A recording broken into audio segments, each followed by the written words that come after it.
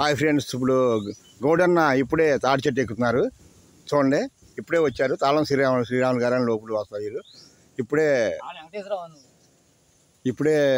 తాడి చెట్టు ఎక్కుతున్నారు. చూడండి, మరి గౌడన్న కష్టాలు మీకు తెలియదు కావు. ఎండనక వాననక రేయనక పగలనక వర్షం పడినా సరే గౌడన్న ఎంతో కష్టపడి తాడి చెట్టు ఎక్కి ప్రతిరోజు కూడా 100 అడుగుల తాడి చెట్టును ఎక్కి దిగాలంటే మాటలు కాదు కదండి, ప్రాణంతో చెలగాటం.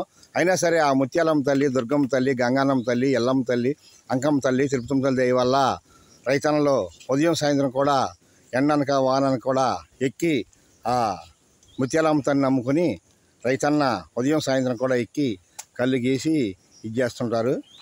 అలాగే 100 అడుగుల తాడి చెట్టు కూడా ఎంతో అవలీలుగా ఎక్కాలని తప్పనిసరిగా ప్రతి గౌడన్న కూడా.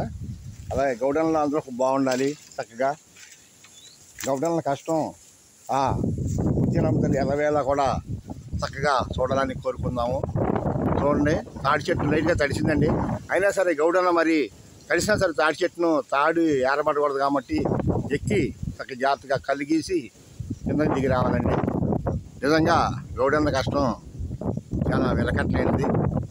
అలాగే గౌడన్నలు అందరూ కూడా బాగుండాలి, అందరూ బాగుండాలని కోరుకుందాం. మరి ఓకే, జోహార్ సర్దార్ పాపన్న గౌడ్, జోహార్. ఓకే ఫ్రెండ్స్, అందరికీ నమస్తే. మీ అందరికి కూడా శ్రీరామ రక్ష. బాయ్.